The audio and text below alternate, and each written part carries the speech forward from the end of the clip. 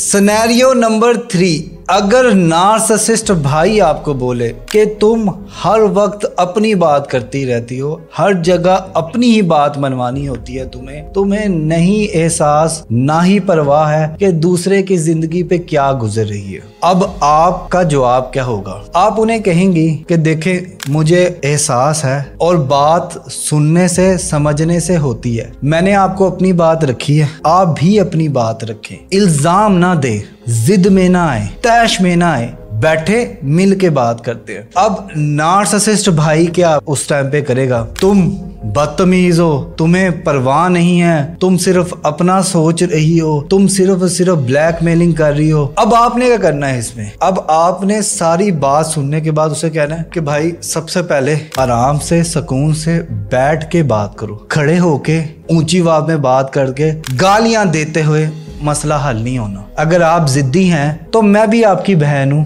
मैं आपसे ज्यादा जिद्दी हूँ। बात करनी है, टेबल पे बैठते हैं, सुकून से, प्यार से, इज्जत से, एहतराम से बात करते हैं। अगर मामला बिगड़ना शुरू हो जाए तो खामोशी से चली जाए, वक्ती खामोशी इख्तियार करें। लेकिन जब आप देखें हफ्ते बाद, महीने बाद, 2 महीने बाद जब आपका भाई काम डाउन हो जाए, फिर दोबारा बात करें, क्योंकि आपका हक है। कोई भी मामला जो इस सतह पे बैठता है, कहीं ना कहीं आपके प्रॉपर्टी के मामलात होते हैं जो कि सिर्फ जुबान से ही हल किए जा सकते, वरना अदालत में चलेंगे तो केस चलता रहेगा, हल कोई नहीं होना।